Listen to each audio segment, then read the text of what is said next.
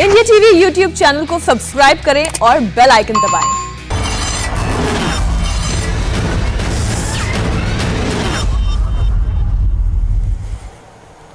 तो प्रधानमंत्री नरेंद्र मोदी आज कोलकाता के ब्रिगेड ग्राउंड में थे। वहां उन्होंने जमकर हुंकार भरी, जबरदस्त भीड़ के बीच में उन्होंने एक एक करके ममता बनर्जी और लेफ्ट पार्टीज पर तंज कसा। उन्होंने कहा कि अब की बार लोकसभा में जैसे टीएमसी हाफ, इस बार पूरी साफ और जोर से छाप, टीएमसी साफ, इस तरह के नारे उन्होंने दिए। और उन्होंने कहा कि सोनार बांग्ला जो है उसको एक तरह से पूरी तरह से साकार करके दिखाएंगे। और साथ साथ उन्होंने लेफ्ट पर भी कई हमले किए। और इसी पर चर्चा करने के लिए आज हमारे साथ कुछ खास मेहमान जुड़ रहे हैं। उनका परिचय मैं आपसे करवा दूं एक बार। प्रियंका टिब्रीवाल हैं हमारे साथ, बीजेपी प्रवक्ता हैं वेस्ट बंगाल से। बहुत बहुत स्वागत है मैम आपका। रिजू दत्ता हमारे साथ हैं, तृणमूल कांग्रेस के प्रवक्ता, आपका भी बहुत बहुत स्वागत है। और साथ ही साथ हमारे साथ मेजर रिटायर्ड हैं मोहम्मद अली शाह, आप लेफ्ट फ्रंट के नेता हैं सर, आपका भी बहुत बहुत स्वागत है। प्रियंका, सबसे पहले मैं आपके पास आना चाहूंगा। एक कहावत है अंग्रेजी में कि coming events cast their shadows before. क्या लगता है आपको, ब्रिगेड ग्राउंड में कहा जाता है कि जिस तरह की भीड़ वहां जुटती है वो कहीं ना कहीं बंगाल की सत्ता का रास्ता साफ करती है। आज जिस तरह से प्रधानमंत्री ने हुंकार भरी है वहां पे, जो भीड़ वहां थी, क्या लगता है आपको, क्या आने वाला भविष्य है पश्चिम बंगाल का? देखिए, मैं भी एक कहावत से शुरुआत करती हूँ कि पूत के पग पालने में ही दिख जाते हैं। तो आज पश्चिम बंगाल ने देख लिया कि यहाँ पर एक ही विकल्प है और वो है, एक ही ऑल्टरनेटिव है और वो है भाजपा। तो आज जो समर्थन दिखाई दिया वो अपनी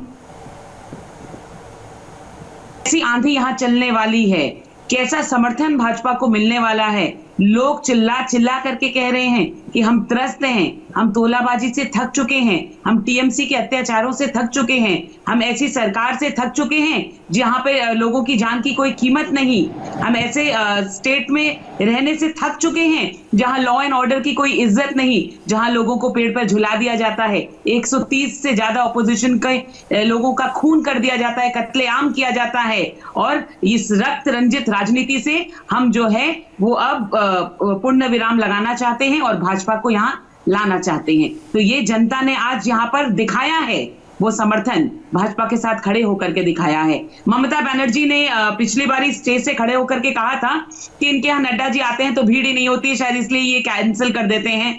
आज क्या कहेंगी ममता बनर्जी, जो कि खुद भगोड़ों की तरह अपनी सीट छोड़ करके नंदीग्राम की ओर भागी हैं?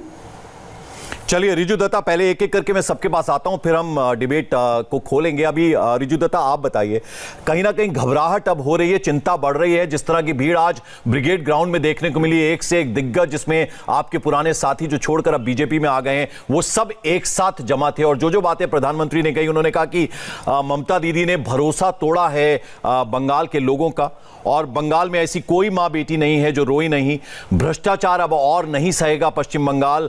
और ममता को दीदी की भूमिका में चुना था, लेकिन एक ही भतीजे का लालच उन्होंने पूरा किया है। ये तमाम तरह की बातें प्रधानमंत्री ने आज कही। पहले तो पंकज जी आपको बहुत बहुत नमस्कार। और मैं आपको इतना कहना चाहता हूँ कि आज मैं बहुत दुखित हूँ इसलिए कि बंगाल बीजेपी को, हमारे देश के माननीय प्रधानमंत्री को ब्रिगेड में बुला के इतने कम लोगों के बीच में ऐसे हास्यास्पद प्रदर्शन करके उनकी बेइज्जती करने की जरूरत नहीं थी। और ब्रिगेड में लोग कैसे भराया जाता है, आपके दर्शकों से मैं निवेदन करूंगा, गूगल में जाके ममता बनर्जी ब्रिगेड टाइप करके देख ले, पता चल जाएगा। और मैं इतना आपको जिम्मेदारी के साथ कहता हूँ, शिलीगुड़ी में जो दीदी का रैली था उसमें इससे ज्यादा लोग थे। ये पहला बात। अभी आता हूं मोदी जी के भाषण में। मोदी जी ने मेनली 4 शब्दों का इस्तेमाल किया, सिंडिकेट, तोलाबाज, सोनार बांग्ला, परिवर्तन। तो पहला, सिंडिकेट पे अगर वो सवाल उठाते हैं तो मैं दर्शकों को कह देना चाहता हूं, देश का सबसे बड़ा सिंडिकेट है मोदी शाह सिंडिकेट, पहले उन पे वो टिप्पणी करें। दूसरा, उन्होंने कहा तोलाबाजी। कोरोना काल में पीएम केयर फंड और कोरोना काल के बाद देश का बजट में जो पूंजीपतियों के हाथ में पूरे देश को बेच दिया है, तो उसमें कितना तोलाबाजी है उसका भी तो जवाब दे दें। तीसरी बात, उन्होंने कहा परिवर्तन बंगाल में नहीं होगा साहब, परिवर्तन अभी दिल्ली में होने वाला है। और रहा सोनार बांग्ला का बात, सोनार बांग्ला का सपना उनका अधूरा रह जाएगा, क्योंकि सोने का देश उन्होंने जो 7 साल में बनाया है उसमें पेट्रोल 100 रुपया, गैस 900 रुपया और बेरोजगारी सबसे ज्यादा है। तो पहले उस पर थोड़ा जांच ले। और आखिर में उन्होंने भाई भतीजा के ऊपर टिप्पणी टिप्पणी किया है, तो शायद मोदी जी अपने भतीजे के बारे में भूल गए। उनका एक भतीजा है जय शाह बोल के, थोड़ा उन पे भी टिप्पणी कर ले कि वो आज बीसीसीआई का अध्यक्ष कैसे बन गए और उनका कंपनी 13 लाख से 13,000 करोड़ कैसे पहुंच गए। चलिए रिजू दत्ता, इससे पहले कि मैं मोहम्मद शाह साहब के पास जाऊं, एक बात और कहना चाहूंगा। प्रधानमंत्री नहीं, आज मिथुन चक्रवर्ती जो कि बीजेपी में शामिल हुए हैं, आपके पुराने साथी रहे हैं, उन्होंने कहा कि मुझसे सबसे बड़ी गलती अगर कुछ हुई है तो टीएमसी ज्वाइन करके हुई थी।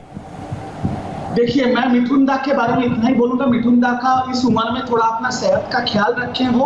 और मिथुन दा का अगर पॉलिटिकल करियर देखेंगे तो पहले वो नक्सलाइट थे, फिर शिवसेना में थे, फिर कांग्रेस में, फिर टीएमसी, अब जाके बीजेपी में। तो मैं उनको तो प्रणाम करके कहना चाहता हूं कि सच में आप महागुरु हैं। आप थोड़ा अपना ख्याल रखें और बीजेपी के चक्कर में अपना सेहत का हाल खराब ना करें। चलिए मोहम्मद अली साहब आपके पास आना चाहूंगा। आप जरा ये बताइए, प्रधानमंत्री ने आज ये भी कहा कि जिसको आप काला हाथ कहते थे वो अचानक आपके लिए गोरा कैसे हो गया? जिस हाथ को तोड़ देने की बात आप करते थे, उस हाथ का अब आशीर्वाद क्यों ले रहे हैं आप? जी मैं आपको बताता हूं, अगर ब्रिगेड ग्राउंड की जो भीड़ के हिसाब से अगर तय करेंगे तो आप देखिए कि जो कांग्रेस और लेफ्ट के जो गठबंधन में जो भीड़ वहां पे आई थी, वो प्रधानमंत्री अकेले के भीड़ के रैली से ज्यादा थी फिर भी, ठीक है। उसके ऊपर जो, और एक बात और बोलता हूं, मैं आपको स्पष्ट कर देता हूं। कई लोग कह रहे हैं कि बीजेपी ने वहां पे बाहर से लोग लेके आए थे भीड़ जमा इकट्ठा करने के लिए, और जब वोटिंग होएगी तब मालूम पड़ेगा कि असल में वो वोट करेंगे सीपीआईएम के लिए, ठीक है। तीसरी बात, अब मिथुन चक्रवर्ती की बात करते हैं हम, ठीक है, जिन्होंने बीजेपी ज्वाइन करी है। मैंने एक फिल्म उनके साथ में एक्टिंग करी थी, टैशकेंट फाइल्स, उसमें मैंने एक नेता की भूमिका निभाई थी। वो यूट्यूब पे है सीन, आप देख लेगा, मोहम्मद अली शाह यूट्यूब कर लेगा उसमें। और मिथुन चक्रवर्ती साहब जैसे अभी ठीक फरमाया, बिल्कुल, वो पहले तो नक्सल थे, उसके बाद फिर वो लेफ्ट, फिर शिवसेना, कांग्रेस, टीएमसी, अब बीजेपी। अब आप ये बताइए उनको सीरियसली कौन लेगा फिर? अपनी सेहत का ख्याल रखें वो, और हम सब उनके हमदर्द हैं, वो अपना ख्याल रखें। तीसरी बात, अगर इंडियन सेक्युलर फ्रंट की बात की जाए, वो 40 दिन भी नहीं हुए उनको फाउंड करे हुए, 40 दिन भी नहीं हुए। और अब्बास सिद्दीकी साहब ने जो फ्रंट की है, 18 से लेकर 27 साल की उम्र तक यंग लोग थे, और मैक्सिमम भीड़ यंग लोगों की थी। सबसे ज्यादा लाइवली क्राउड में ये लोग थे उस टाइम पे। तो देखिए, और एक और बात लास्टली मैं आपको आखिरी मिनट बता रहा हूं, मैं बीजेपी और टीएमसी दोनों आपस में एक दूसरे को जल फूकेंगी, ठीक है, क्योंकि जय श्री राम अच्छा नारा है और जय बांग्ला वो भी अच्छा नारा है, मगर नारेबाजी तो करने थोड़ा होता भाई, काम करिए ना आप। और जो लेफ्ट ने आखिर में ऑन ग्राउंड काम किया है, वो एम्प्लॉयमेंट पे, एजुकेशन पे, हेल्थ केयर पे, प्रोग्रेस पे, डेवलपमेंट पे, तरक्की पे आगे बढ़ रहे हैं। और कभी कोई कम्युनल पॉलिटिक्स नहीं किया, कभी कोई डिविजनल पॉलिटिक्स नहीं किया, कभी किसी को बांटा नहीं। वो लेफ्ट की आइडियोलॉजी के खिलाफ है। अब जहां पे टीएमसी का सवाल आता है और बीजेपी का सवाल आता है, दोनों आपस में लड़ रहे हैं। जितने भी टीएमसी के टेंटेड नेता थे वो बीजेपी में जा रहे हैं, और बीजेपी उनको ले भी रही है। बीजेपी ने कहा भी था पहले। चलिए बहुत बात आपने कर ली, अब जरा इस पर हम जवाब ले लेते हैं प्रियंका से। प्रियंका, देखिए दोनों ही आरोप लगा रहे हैं। एक तो ये कह रहे हैं रिजू दत्ता जी, वो ये कह रहे हैं कि अगर भीड़ की बात आप कर रहे हैं कि भीड़ तय करती है ब्रिगेड ग्राउंड की, तो आज कितनी भीड़ थी जरा गूगल करके देख ले कि सिलीगुड़ी में ममता बनर्जी ने जो पदयात्रा की है उसमें कितनी भीड़ थी, तो आपको अंदाजा हो जाएगा। देखिए, मैं दोनों की बातों और आपने बेइज्जती की है प्रधानमंत्री को बुलाकर ब्रिगेड ग्राउंड में। जी से करती हूँ, क्योंकि सीपीएम के लिए कुछ खास खत्म करती हूँ कि इन्होंने तो सरपास कर दिया टीएमसी को भी। जब डिविसिव पॉलिटिक्स की बात आती है, ये कहते हैं कि लेफ्ट सेक्युलर है। लेफ्ट का आईएसएफ के साथ रहना ये अपने आप में बताता है कि ये क्या है, और इनका कांग्रेस से हाथ मिलाना ये बताता है कि इनका पास्ट क्या रहा है, कैसी दुर्नीति इन्होंने पश्चिम बंगाल में की। 34 साल तक कोई डेवलपमेंट नहीं किया, इसलिए इनके पास बोलने के लिए कुछ है ही नहीं। इसीलिए तो पश्चिम बंगाल की जनता ने इनको मार भगाया था यहाँ से। दूसरी बात है, अब रिजू दत्ता जी की बात का जवाब देती हूँ। तो देखिए, सरेआम धमकाना, यही तो बंगाल का चरित्र रहा है। इसमें बंगाल में यही तो किया है टीएमसी ने। आज मिथुन चक्रवर्ती बीजेपी में शामिल हो गए तो ये सरेआम धमका रहे हैं कि वो अपनी सेहत का ध्यान रखे, वरना ये बहुत कुछ बुरा करेंगे। ये है इनका एटीट्यूड। देखिए, ये इसीलिए मैं कहती हूँ कि ये रक्त रंजित राजनीति करते हैं, गुंडाबाजी की राजनीति करते हैं। अभी इन्होंने बात की टोलाबाजी और सिंडिकेट की। अरे इसके अलावा इनके हमारे पास है क्या इनके लिए बोलने के लिए? क्योंकि पश्चिम बंगाल के लिए इन्होंने किया ही क्या है? 10 साल में डेवलपमेंट तो कुछ किया नहीं। फैक्ट्रीज लगाई नहीं, आपको एम्प्लॉयमेंट कह दिया दिया। नहीं, हमें हाँ चला बोला ही नहीं। कोल माफिया इससे खाए हैं तो कैटल स्मगलिंग के, और इसीलिए तो इनके जो नेता हैं उनकी बीवी के अकाउंट में जो पैसे हैं हिसाब जो इनसे सीडीआई मांग रहे हैं और ये हिसाब इनको देना पड़ेगा। अगर काम किया था तो मुझे आप एक बात बताइए। मोहम्मद अली शाह, जरा एक मिनट सुन ले पहले प्रियंका को। मैं आपके पास आऊंगा क्योंकि हम दूर से जुड़े हैं आपके साथ, तो बहुत ऑडियो डिस्टर्बेंस आ रहा है। एक एक करके बोलिए प्रियंका जी, अपनी बात कंप्लीट कीजिए। इसी स्थिति से खड़ी होकर के मुख्यमंत्री ये नहीं बोल पा रही कि देखो मैंने ये इंडस्ट्री खोली थी, देखो मैंने इतना एम्प्लॉयमेंट दिया है, इसका मतलब आपने कुछ किया ही नहीं, इसीलिए आपके पास बोलने के लिए कुछ है ही नहीं। तो यही इसी चीज का जवाब जनता आपको देगी। रिजू दत्ता, इस बार जनता आपको जवाब देगी? देगी, जरूर देगी जनता। जनता कम से कम 200 से ज्यादा एमएलए को आशीर्वाद करके जिताएगी और जवाब देगी, और बीजेपी का सुपड़ा साफ भी हो जाएगा। यही जवाब देगी जनता, इसमें कोई संदेह की बात नहीं है। बट मैं इतना बोल दूं कि अगर किसी बुजुर्ग, प्रियंका देखिए, हम लोग सैकड़ों डिबेट कर चुके हैं, आपने जब बोला मैंने नहीं बोला, आप मेरा बात थोड़ा सुन ले। सुन रही है प्रियंका, चलिए बोलिए अपनी बात। मैं इतना ही कहना चाहता हूं, अगर किसी बुजुर्ग आदमी को हम कहते हैं कि आप अपना सेहत का ख्याल रखिए क्योंकि वो बीमार रह चुके हैं, सबको पता है, इसका मतलब उनको धमकाना होता है? वाह भाई वाह, ये तो हमने कभी पहले नहीं सुना था। और दूसरी बात, आज मुकुंदा स्टेज में अपना एक फिल्मी डायलॉग दिया कि मारबो एखाने लाश पड़বে शौचालय। अगर हम टेक्निकलिटी में जाएं तो वो एमसीसी कोड का उल्लंघन है और वो ईसीसी के रूल्स एंड रेगुलेशंस के अगेंस्ट में है। तो टेक्निकलिटीज में ना जाना ही बेहतर होगा बीजेपी के लिए। अब रहा बात उन्होंने किया विकास का, तो मैं इतना उनको बता दूं और आपके दर्शकों को कि ये एकमात्र प्रदेश है इस देश में जहां पर हेल्थ केयर, एजुकेशन और राशन फ्री में मिलता है और बंगाल की हर जनता को 5 लाख का इंश्योरेंस मिलता है। उन्होंने हमारे नेता के ऊपर लांछन उठाया। मैं उनको कहना चाहता हूं, अगर आप इतना ही कहते हैं ममता बनर्जी तो बंगाल की बेटी है, तो एक और बंगाल की बेटी जो आपके स्टेट के युवा स्टेट सेक्रेटरी थे पामेला गोस्वामी, जो 100 ग्राम कोकेन के साथ कुछ दिनों पहले पकड़ी गई, उनका भी बात कर लीजिए थोड़ा। वो तो आज भी जेल में है। और आप रिजू दत्ता, एक मेरे सवाल का भी जवाब दे दीजिए। रिजू दत्ता, एक मिनट रिजू दत्ता, मेरा जरा सवाल सुन लीजिए।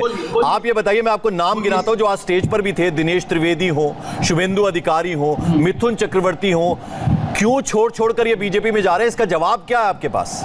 यानी सब कुछ ठीक नहीं है टीएमसी में? आपको बता, देखिए, मैं बहुत अच्छा सवाल आपने पूछा। मुझे तो बहुत अच्छा लगा आज दिनेश जी को देख के स्टेज पे कि चलो कम से कम वो सांस तो ले पा रहे, उनका तो सांस रुक गया था पार्लियामेंट में, चलो अच्छी बात है। और बाकी जितने भी नेताओं के नाम आपने गिनाए थे, ये सारे सारोदा और नारोदा स्कैम में एक्यूज्ड हैं। जब इनके ऊपर स्टेट मशीनरी का कार्रवाई चल रहा था, तब ये बीजेपी के वॉशिंग मशीन में धुल के अभी साधु और संत बन गए। और अगर आप तोड़ने की बात कर रहे हैं तो ये तो बीजेपी का पुराना काम है। दिल्ली इलेक्शन में भी तो 27 एमएलए को इन लोगों ने तोड़ा था, कितना बड़ा झापड़ पड़ा था जनता का, आपको तो याद होगा सर। तो इससे कुछ नहीं होता। बंगाल की जनता दीदी के साथ है, बंगाल की जनता का आशीर्वाद दीदी के साथ है, और दीदी कम से कम 200 से ज्यादा एमएलए लेके फिर से तीसरी बार के लिए सरकार बनाएगी, और यही असलियत है। इसके बाद और कोई बात ही नहीं, यही असलियत है। आप अपने 10 साल का काम गिना दीजिए ना। प्रियंका ने पूछा आपसे, एक इंडस्ट्री बता दीजिए जो लगी हो पश्चिम बंगाल में। आपको बता देता हूं 10 साल का काम।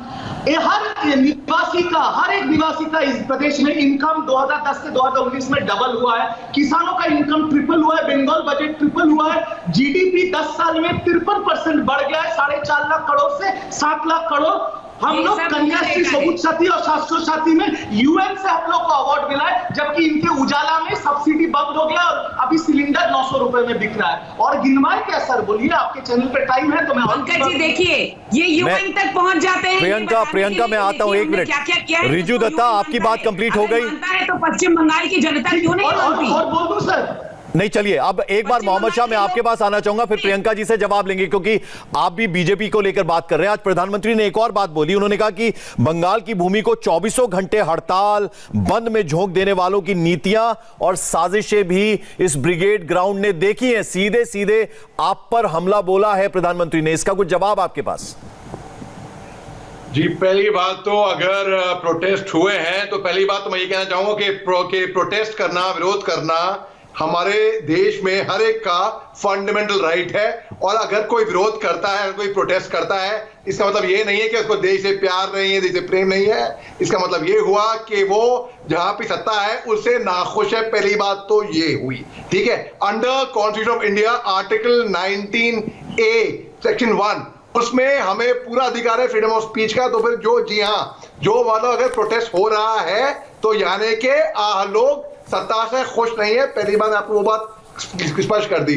दूसरी बात प्रियंका जी की मैं बात यह कहना चाहूंगा कि जो जैसे चश्मे लगाता है ना, उसको बाहर वैसे ही दिखता है। अगर किसी बुजुर्ग आदमी को, जिनसे मैं मिला भी हूं पर्सनली, हमने एक ही फिल्म में काम भी करा है, द टैशकिन फाइल, जिसमें मैंने भी एक्टिंग की थी एक नेता की। अरे सिर्फ मिथुन चक्रवर्ती की बात मत कीजिए ना मोहम्मद शाह। आप ये बताइए 3 दशक आपके और एक पूरा दशक ममता बनर्जी का, एक भी इंडस्ट्री बता दीजिए ना। ये जो बंद और ये हड़तालें, इसको छोड़ दीजिए। हमेशा बंगाल जो है कला और संस्कृति के लिए जाना जाता है, लेकिन इंडस्ट्री की जब बात होती है, विकास की जब बात आती है, डेवलपमेंट की जब बात आती है, तो बंगाल बहुत पीछे नजर आता है। क्यों, क्या किया आपने 3 दशकों में?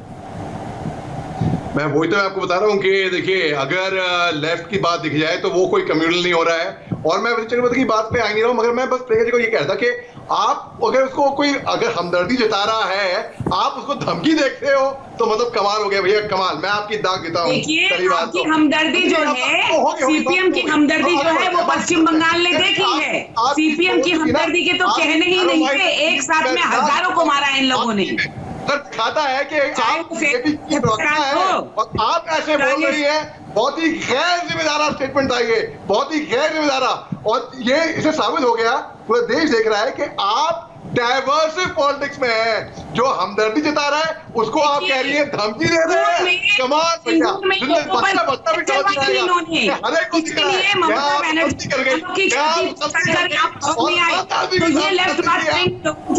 ये किसको से बात कर, ये तो वो है, ये तो वो है, हम खाली हिंदुओं को अभी मौका है आपको बीजेपी वाले ही आपकी पार्टी वाले ही आपको बाद में बोलेंगे अरे क्या बोल दिया टीवी पे आके, आपको ऐसा नहीं बोला चाहिए। मोहम्मद शाह साहब, एक एक करके अब आपकी बात हो गई। प्रियंका ये बताइए, यहाँ ममता बनर्जी ने ये भी कहा है कि सोनार बांग्ला तो दूर की बात, दिल्ली तक को नहीं संभाल पा रहे हैं। का जवाब उनको देना चाहती हूँ जिनसे कोई कंपटीशन हो या जिनसे हमारी लड़ाई हो। लेफ्ट तो लड़ाई में ही नहीं है। चलिए ममता बनर्जी की बात पे आते हैं। प्रियंका, अगर आप मुझे सुन रही हैं, ममता बनर्जी ने ये कहा है कि सोनार बांग्ला तो दूर की बात, दिल्ली नहीं संभल रहा है। मेरे आगे इनकी बोलती क्यों बंद हो गई? अच्छा मोहम्मद शाह, 1 मिनट, आपकी बात सुन ली हमने, प्लीज बीच में मत बोलिए। प्रियंका, मैं इनको ये कहना चाह रही हूँ कि मैं उसी की बात का जवाब देती हूँ जो फाइट में हो। आप लोगों का कोई अस्तित्व ही नहीं है, डायनासोर की डायनेस्टी के जैसे लुप्त हो गए हैं, तो आपकी कोई बात में अपना समय क्या वेस्ट करना। देखिए मोहम्मद शाह साहब अपनी बेइज्जती पे ताली बजा रहे हैं आप। मोहम्मद शाह साहब, ममता बनर्जी से पश्चिम बंगाल नहीं संभल रहा, जिस ममता बनर्जी से एक राज्य नहीं संभल रहा, वो हिंदुस्तान की क्या बात करती हैं? पहले यहाँ के लोगों को तो संभालिए। कौन कहता है अराजकता की बात, कौन कह रहा है? पश्चिम बंगाल के लोग कह रहे हैं, लेकिन आप उन लोगों को जवाब में क्या कहती हैं? खेला होबे। जिनको आपने नौकरियां नहीं देती उनको आप कहते हैं खेला होबे, जिनको आपने कारखाने नहीं बना करके दिए उनको आप कहते हैं खेला होबे। ये डेवलपमेंट की बात कर रहे थे। डेवलपमेंट किसे कहते हैं, इनको आइडिया है? देखिए उत्तर प्रदेश में 1,88,000 करोड़ का इन्वेस्टमेंट आया है 3.5 साल में। नेशनल और इंटरनेशनल कंपनीज जो है वहां पर इन्वेस्ट करने के लिए रेडी हैं। 156 कंपनीज ने ऑलरेडी इन्वेस्ट कर दिया है। 1 लाख का एम्प्लॉयमेंट जो है और 186 रिफॉर्म्स इफेक्ट में आए हैं। इसे कहते हैं डेवलपमेंट। तो रिजू दत्ता, आप फिगर्स बताइए ना, कितने लोगों को नौकरियां। चलिए रिजू दत्ता, आप जरा फिगर्स बताइए, कितने लोगों को नौकरी मिली, डेवलपमेंट हुआ तो कैसे हुआ, आंकड़े, नंबर्स बताइए। प्रियंका आपसे सवाल का जवाब मांग रही हैं। पहले मैं आंकड़े जरूर बता रहा हूं आपको, और पहले इन्होंने उत्तर प्रदेश का नाम लिया। और ये खेला हो बे, कौन सा खेल होगा? देखिए खेला तो होगा, खेला होगा राजनीति का, और खेला होगा लोगों के आशीर्वाद और लोगों के वोट के ऊपर। और हम खेलेंगे भी, हम लड़ेंगे भी और हम जीतेंगे भी। अब रहा आंकड़ों का बात, तो मैं कुछ आंकड़े दे देता हूं। उन्होंने अभी आंकड़े गिनवाए, मैं आंकड़े दे देता हूं। कोरोना काल में 100 बैंक से 63,000 करोड़ का लोन डिस्बर्समेंट हुआ है स्मॉल और मीडियम इंडस्ट्रीज में, जिसमें 23 लाख बच्चों को और युवाओं को नौकरी मिला है। कुछ दिनों पहले हीरानंदानी ग्रुप का 10,000 करोड़ का इन्वेस्टमेंट हुआ है बंगाल में, जहां पर 2 लाख और युवाओं की नौकरी मिलेगी बंगाल में। और गिनवाऊं आपको, आईटी हब तैयार हो रहे हैं बंगाल में। कहां आईटी हब तैयार, जिनको एक एक करके प्रियंका रुकिए, प्रियंका जरा सुन लीजिए 1 मिनट रिजू दत्ता को, फिर जवाब दीजिएगा। 1 मिनट प्रियंका, 1 मिनट प्लीज सुन लीजिए पहले, बोलिए रिजू दत्ता। अच्छा, और एक आंकड़ा आपके और आपके दर्शकों को बता दूं पंकज जी कि लास्ट 6 सालों में केंद्र सरकार ने बंगाल सरकार को 5 बार किसान योजना में नंबर 1 अवार्ड दिया है। एमएसएमई में हम लोग नंबर 1 है, मनरेगा में हम लोग नंबर 1 है, ई टेंडरिंग, ई गवर्नेंस में हम लोग नंबर 1 है, लोन डिस्बर्समेंट में हम लोग नंबर 1 है। और ये हम लोग नंबर 1 इसलिए है क्योंकि केंद्र सरकार ने हमारे प्रदेश को अवार्ड दिया, तो उसपे वो खुद केंद्र सरकार पे उंगली उठा रही है ना। तो ये अवार्ड तो हम लोग को मिला क्योंकि हमने काम किया है। और अगर आप बंगाल के साथ नेशनल इंडेक्स देखेंगे अनएम्प्लॉयमेंट का, तो अगर नेशनल इंडेक्स 9.6% है तो हमारा अनएम्प्लॉयमेंट इंडेक्स है 5.1%। तो इसी से तो प्रमाणित होता है कि जहां देश में 45 साल का सबसे ज्यादा बेरोजगारी है, वहां पर युवाओं को फिर भी बंगाल। रिजू दत्ता, एक सवाल का जवाब दीजिए। अच्छा चलिए, हमने आपके नंबर सुन लिए, आंकड़े सुन लिए, अब जरा एक सवाल का जवाब दीजिए। देखिए, प्रधानमंत्री जब कहते हैं ना कि बीजेपी का ब्रह्मास्त्र है, जब प्रधानमंत्री रैली करते हैं, और आज जिस तरह से वो आए थे ब्रिगेड ग्राउंड में, जो उन्होंने एड्रेस किया, उनको कहीं ना कहीं एक फील आता होगा, अंदाजा मिलता होगा तमाम बीजेपी के जो वहां पर लोग एक्टिव हैं उनसे, वो ये क्यों कह रहे हैं कि इस बार नंदीग्राम में स्कूटी गिरने वाली है ममता बनर्जी की? देखिए, बात ये है ना कि आपको एक चीज समझना पड़ेगा कि बीजेपी को चाहिए क्या। हम लोग का हर पॉलिटिकल पार्टी का एक नैरेटिव होता है, इनका नैरेटिव हर 24 घंटे में बदलता है। पहले आप याद कर लीजिए पंकज जी, इन लोगों ने बोला अगर हिम्मत है तो नंदीग्राम से खड़े हो जाओ, तो ममता बनर्जी ने 18 जनवरी को डिक्लेयर कर दिया था कि मैं नंदीग्राम से खड़ी हो रही हूँ और मैं भवानीपुर से भी खड़ी हो सकती हूँ। तब इन लोगों ने बोला आप इंश्योरेंस पॉलिसी रख रहे हो क्योंकि आप नंदीग्राम से हार जाओगे। 2 दिन पहले ममता बनर्जी ने डिक्लेयर कर दिया कि मैं सिर्फ और सिर्फ नंदीग्राम से खड़ा हो रहा हूँ। तब ये लोग बोल रहे हैं भवानीपुर तो हार जाएंगे इसलिए वो नंदीग्राम जा रहे। अरे इनका नैरेटिव तो हर 24 घंटे में बदल रहा है, इनके पास तो कोई एजेंडा ही नहीं है साहब। भवानीपुर से कोई एजेंडा नहीं है प्रियंका आपके पास। अब जरा सुन ले प्रियंका जवाब दीजिए, कोई एजेंडा नहीं है आपके पास। भाई आपने ललकारा प्रियंका की नंदीग्राम से खड़ी होकर दिखाएं, अब वो नंदीग्राम से खड़ी हो रही हैं।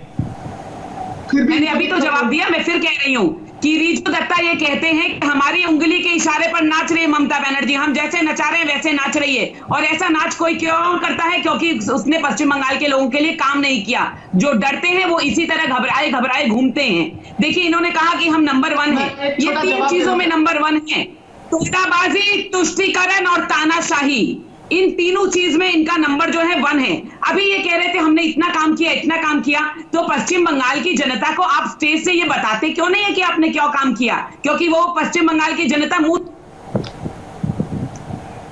पार्टी में हम इतने ये हैं, हमारा सब कुछ इतना बढ़िया चल रहा है। बॉबी हकीम जो इन ममता बनर्जी के खास माने जाते हैं, उनके जो सन इन लॉ हैं, उन्होंने परसों ही पार्टी छोड़ दी और फेसबुक पे लिखा कि मैं दुखी होकर के पार्टी छोड़ रहा हूं।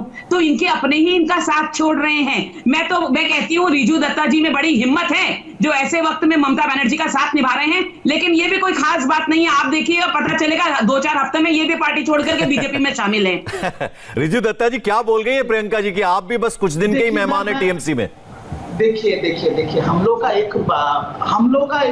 जो अभी भी ममता बनर्जी के साथ है और आखिरी दम तक रहेंगे, हम लोगों में और जो लोग छोड़ के बीजेपी गए उनमें सिर्फ एक ही फर्क है पंकज जी, वो है रीढ़ की हड्डी का। हम लोग का बिकाव नहीं है, बस इतना ही फर्क है। और दूसरा बात, प्रियंका जी ने कहा कि हम लोग के इशारे पे टीएमसी चल रही है। अरे आपका तो कोई मुद्दा नहीं है, टीएमसी तो फ्रंट फुट पे बैटिंग कर रही है। दीदी को बैटिंग करने के लिए स्टेडियम अपने नाम पे करने की जरूरत नहीं है, वो स्ट्रीट फाइटर है और उनका इतिहास को दर्शाता है। थोड़ा आप लोग सोच लीजिए कि आप लोगों को क्या बोलेंगे, क्योंकि आप लोग की बातें हर 24 घंटा बदलती है। आपने बोला तुष्टीकरण की बात, आपने तुष्टीकरण यूज किया ना, तो मैं आज नेशनल चैनल पे बोल रहा हूँ ये कि हाँ हम लोग तुष्टीकरण करते हैं, हम लोग तुष्टीकरण करते हैं किसानों की, तुष्टीकरण करते हैं गरीबों की, तुष्टीकरण करते हैं औरतों की। और इसीलिए उन सबका आशीर्वाद लेके ममता बनर्जी फिर से सरकार बनाएगी और आप लोगों का सुपड़ा साफ होने वाला है। चलिए, बहुत देर से मैं मोहम्मद शाह के पास नहीं गया। मोहम्मद शाह, प्रियंका कह रही है कि आप तो ना 3 में ना 5 में, आप तो कंपटीशन में ही नहीं है, तो आपसे तो बात ही नहीं करनी चाहिए। ठीक है, इनका घमंड इनको नीचे लेके आएगा। जो घमंडी होता है ना, बाद में मालूम पड़े। और जो लोगों के टांग खींचते हैं ना, समझे ये बात रहे, वो लोग हमेशा पीछे ही रहेंगे या नीचे ही रहेंगे, तभी वो टांग खींचेंगे। मगर इनको टांग खींचना नहीं आता, और इनको बात करना नहीं आ रहा, ये घबरा रही है। अरे 200 प्लस की बात कर रही है बीजेपी, 200 प्लस की बात कर रही है बीजेपी, आप नीचे जाने की बात कर रहे हैं। अपने ढोल खुद बजाए कि मैंने टैक्सन फाइल की है, वैसे इंसान से मैं क्या घबराऊंगी? मैं अपनी पहचान साबित की जाती है, बताई नहीं जाती। शाबाश, आपने उत्तर प्रदेश की बात करी, उत्तर प्रदेश के डिप्टी सीएम है मौर्य साहब, आप उनको लेके आ रहे हैं बंगाल में, है ना, क्योंकि आपको अंदर से घबराहट हो रही है, बुखला रही है। आप यहीं पे पूरा देश, आपकी मानसिक जो है इस टाइम पे वो बता रही है कि आप घबराई हुई है, आप बौखलाई हुई है। मेरे आगे आप बोल नहीं पा रही है, मेरे आगे आप बोल नहीं पा रही है। अगर आपको रैली ग्राउंड में खड़ा कर दे, आप वहां बोल पाएंगे क्या? आपकी पार्टी आप प्रियंका जी देखिए जब कोई और बोल रहा हो तो प्लीज खामोश रहिए, क्योंकि फिर एक साथ सबकी बात नहीं सुनाई देती है, इसलिए प्लीज सुन लीजिए पहले मोहम्मद शाह को, फिर आपके पास आऊंगा मैं, आपको भी मौका मिल रहा है। देखिए पहले सुन लीजिए, मोहम्मद शाह बोलिए आप। Priyanka 1 minute please. तो पश्चिम बंगाल की क्या जवाब देगी इनको? तो जवाब जो है बहुत अच्छे से मिलेगा। इनका वोटिंग में परसेंटेज ही कितना बचा है? 7% भी नहीं बचे हैं। 2% खत्म। आपके पास जवाब नहीं है, आपके पास जवाब नहीं है। प्रियंका जरा सुन भी लीजिए प्लीज, एक एक करके देखिए, एक एक करके मैं बार बार आपसे रिक्वेस्ट कर रहा हूं, जल्दी से अपनी बात कंप्लीट कीजिए मोहम्मद शाह साहब। जी, प्रियंका जी जो है वो बौखला गई है, सब देख रहे हैं इस टाइम पे। आप इनकी माथे की शिकन देखिए, आप जिस तरीके के माथे की शिकन हो रही है, और मेरे जो चेहरे पे मुस्कुराहट है, और यहीं पे ये भाई आप एक्टर हैं, आप खुद ही कह रहे हैं आप एक्टर हैं, तो भले ही अंदर से दुख हो, चेहरे पे मुस्कुराहट रखेंगे आप।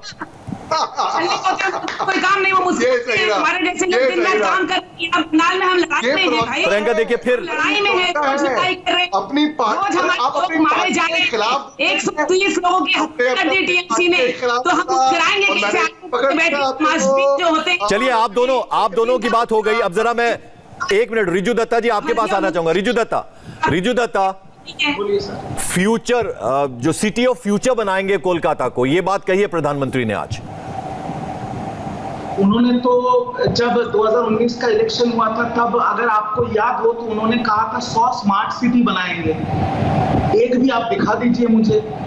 और वो तो सारे कलकत्ता या पश्चिम बंगाल में नहीं थे, तो पहले भारत संभाल ले। इनके जब मित्र आए थे ट्रंप जी, तब इनकी गुजरात जहां पर ये 25 साल से, तब तो दीवारें बनानी पड़ी थी उनको कि गरीबी ढकने के। उन्होंने ये भी कहा है आज कि आने वाले 25 साल बहुत इंपॉर्टेंट होने वाले हैं पश्चिम बंगाल के लिए।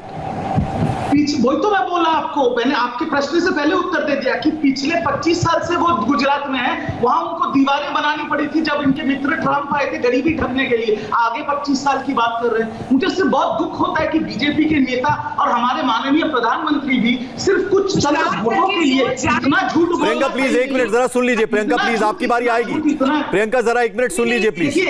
लोगों के बारे में बात करें प्रियंका प्लीज, देखिए मैं एक चीज, प्रियंका 1 मिनट प्रियंका प्लीज जरा सुन लीजिए, फिर मैं आपके पास आऊंगा। जरा सुन लीजिए प्लीज 1 मिनट। रिजू दत्ता बोलिए।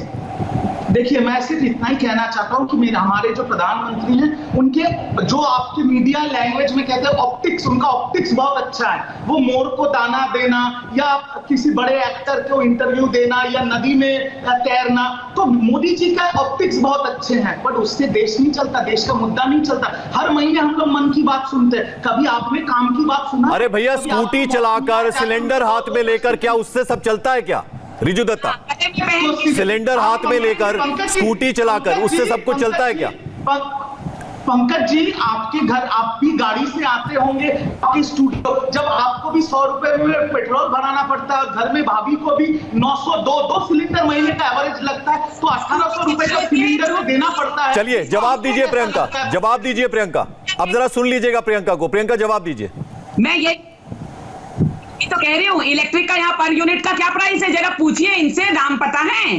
पूरे देश में सबसे ज्यादा per unit price waste Bengal में है, लेकिन मुख्यमंत्री इलेक्ट्रिकल स्कूटी पर बैठ जाती है क्योंकि रास्ते में तमाशा लगाना है। पुलिस तो इनकी घर की मुलाजिम है। देखिए आपने छवि में देखा होगा, उस दिन की फोटो में और वीडियो में देखा होगा, पुलिस लगी हुई है। क्या हो सकता है डेवलपमेंट का नाम अपनी फैक्ट्री नैनो यहाँ लगाने वाले थे, उनको आपने भगा दिया तो जाकर के गुजरात में लगी, वहां के लोगों को नौकरी मिली। और पश्चिम बंगाल की कि बंद हो गया गुजरात में। उनको फौजी की इज्जत करनी नहीं आती। कुछ बेंगलोर में, कुछ इंदौर में। एक मिनट जरा आप तीनों मुझे सुन लीजिए प्लीज, एक मिनट जरा तीनों आप मुझे सुन लीजिए। देखिए अब हम डिबेट के आखिरी मोमेंट्स में हैं। एक मिनट जरा आप सारे सुन लीजिए, एक एक करके बोलिएगा, एक एक करके बोलिएगा। मोहम्मद शाह साहब अपनी बात पूरी कीजिए, फिर मैं एक एक करके सबके पास जाऊंगा। मोहम्मद शाह जी बोलिए। जी मैं बड़े शांति से बोलता हूं। हाँ। कि आप स्कूटर की बात करती हैं ना, मैं प्रियंका जी, ममता बनर्जी तो स्कूटर पे गई थी, अगले दिन स्मृति ईरानी उनकी नकल उतारी उनकी, और वो आई स्कूटर पे, और उनको स्कूटर चलाना नहीं आता, मगर फिर भी रथ से, जो बस है एसी बस, उस रथ से उतर के स्कूटर पे आई। और आप देखिए स्मृति ईरानी को जो फौजी हैं। अच्छा चलिए, किसने क्या किया उसको रहने दीजिए। मोहम्मद शाह मेरी सिर्फ एक सवाल का जवाब दीजिए जो मैंने आपसे सबसे पहले पूछा था। प्रधानमंत्री ने आज जो बात कही कि जिस हाथ को आप काला बताते थे वो अचानक गोरा कैसे हो गया? कांग्रेस का जिसका हाथ तोड़ने की आप बात करते थे उस हाथ का आशीर्वाद कैसे ले लिया? इसका जवाब दीजिएगा और इधर उधर की बात मत कीजिएगा, जल्दी से जवाब दीजिए। मैं गोरा और काले की बात ही नहीं करूंगा, क्योंकि हम डाइवर्सिव पॉलिटिक्स में यकीन करते ही नहीं है। जो अमेरिका में, जो अफ्रीका में हुआ था ना अपार्थाइड, गोरे और कालों के बीच में जो फर्क, हिंदू मुस्लिम में फर्क, लोगों के इंसानों में फर्क, जानवरों में फर्क, ये सब हम लोग नहीं करते।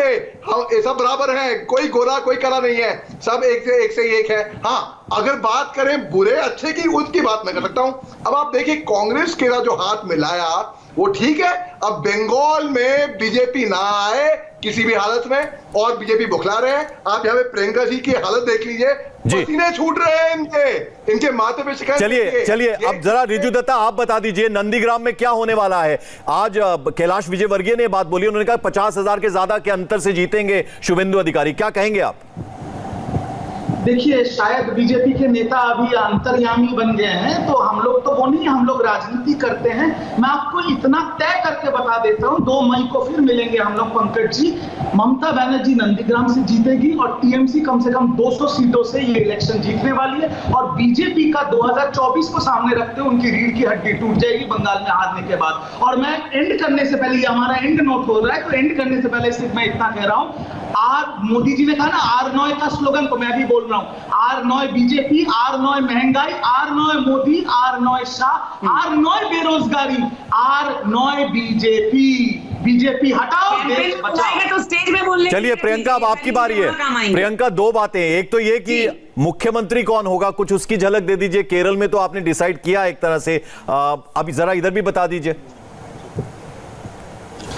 सरकार बनेगी, मुख्यमंत्री भी बनेंगे, उस दिन आप भी देखेंगे, हम भी देखेंगे। ये बात जो है वो हम 2 मई के लिए छोड़ देते हैं, पहली बात। दूसरी बात, अभी मोहम्मद साहब कुछ कह रहे थे, तो मैं उनको खाली ये याद दिलाना चाहती हूँ कि ये वही लोग हैं ना जो कहते थे गली गली में चोर है, राजीव गांधी चोर है, मगर आज चोर को गले लगाने के लिए रेडी हो गए। तो आप देखिए इससे गिरी हुई पॉलिटिक्स कौन करता है। नहीं, पर आप खुद ही कह रही है कि उनसे तो मुकाबला ही नहीं है, वो तो मुकाबले में नहीं है, तो उनकी बातों को सीरियसली क्यों ले रही हैं आप? एस्ट्रोलॉजर भी हैं, ये मुझे अरे प्रियंका आपने ये कहा कि उनको मैं सीरियसली नहीं ले रही, तो उनकी बात का जवाब क्यों दे रही हैं आप ये बताइए कि नंदीग्राम में क्या होने वाला है और कितनी सीटें बीजेपी को मिलने वाली हैं? एक मिनट। वो अब बेचारे ने 2 बार बता दिया कि मैं इस फिल्म में हीरो था, इस फिल्म में हीरो था, तो चलिए भाई उनकी बात का जवाब दे ही देते हैं। तो उनकी बात का जवाब दे दिया, उनको खुश रहने दीजिए। तो और दूसरी बात जो रिजू दत्ता साहब कह रहे हैं, तो मैं तो कह रही हूँ, आप कहते हैं ना खेला होबे, आपने एक स्लोगन सुनाया, अब हम भी सुनाते हैं, देखा होबे खेले मैदाने देखा होबे। उस खेल, आपको खेलने का बड़ा शौक है ना, आपसे मुलाकात होगी खेल के मैदान में, और दूध का दूध पानी का पानी सामने हो जाएगा। समय ज्यादा बचा भी नहीं है, 2 मई को तो रिजल्ट आने हैं। आपसे डांट पिटेगी तो प्रियंका ये बता दीजिए क्या होने वाला है नंदीग्राम में? आपको एक पार्टी से ना निकाल दे, क्योंकि आप नंदीग्राम में ममता बनर्जी जो है इतनी बुरी तरह हारेंगी कि उनकी हार जो है वो पार्टी की कमर तोड़ देगी। और क्योंकि ये सिर्फ ममता बनर्जी नहीं, जिन नेताओं को बड़ा दिग्गज समझ के वो टिकट दिया है उन्होंने, जिन सेलिब्रिटीज को टिकट दिया है, वो सब के सब हारेंगे, चाहे वो आसनसोल की सेलिब्रिटी हो या बांकुड़ा की या पुरुलिया की, उनके सारे सेलिब्रिटीज हारेंगे। चलिए आप सभी का बहुत बहुत शुक्रिया। प्रियंका टिब्रीवाल आप हमारे साथ जुड़ी, रिजू दत्ता, मेजर मोहम्मद अली शाह, आप सभी का बहुत बहुत शुक्रिया। तो अब देखना होगा कि बंगाल की जनता इस बार क्या फैसला लेती है, 2 मई को ये सब साफ हो जाएगा। इस डिबेट में फिलहाल इतना ही। और उत्तर प्रदेश के मेरठ से आज एक बेहद ही परेशान और हैरान कर देने वाली खबर आई है। शराब के लिए एक बेटे ने पिता की गोली मारकर हत्या कर दी, लेकिन उसके बाद क्या हुआ, सनसनीखेज रिपोर्ट बताएंगी मेरी सहयोगी सुरभि शर्मा।